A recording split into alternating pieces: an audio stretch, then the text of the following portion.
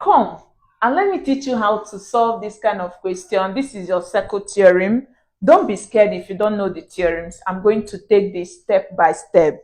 Okay, it's just so easy. Now this is the diagram we are given, and we are told O is the center of the circle. You look at it, this is your O. Okay, this is the center.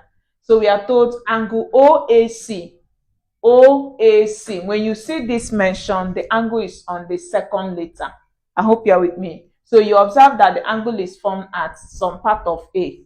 Now, and that angle is 30 degrees. You are also told that to find angle ABC.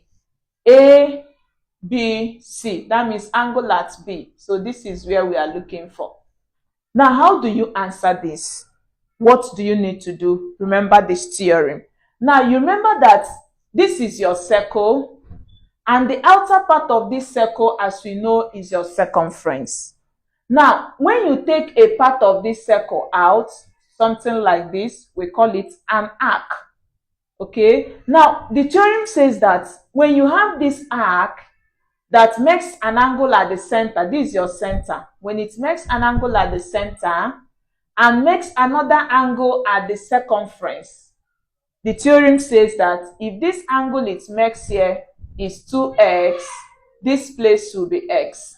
I hope it's clear. So what it means is that if here is 30, this angle is going to be times 2. Now, if this is true, let me remind you of another type of this, which says if you have the same circle drawn in such that you have this as the center, this is your radii, okay? It forms this angle at the center. And look at the part of the circumference where it makes another angle, no longer upward, but downward. The theorem says the angle you make, no longer the one inside now.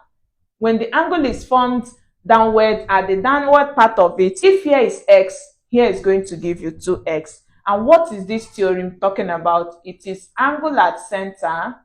So we have it that angle at center is equal to 2 times angle at circumference.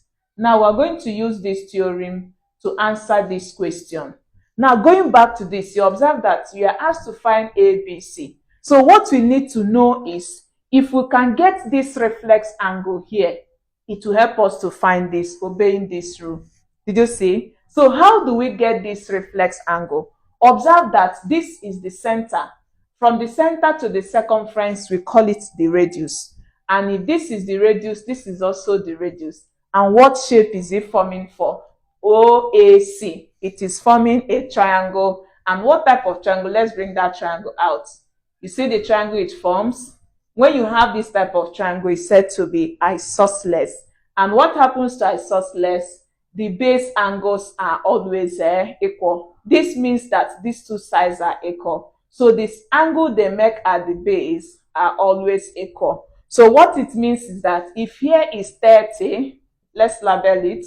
If this angle here is 30 degrees, automatically the angle here will also be 30. So what do we have?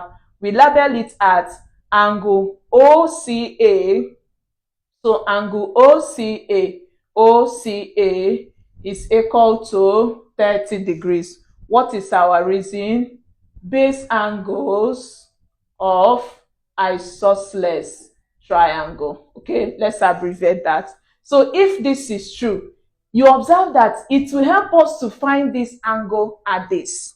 So to find this angle here, what do?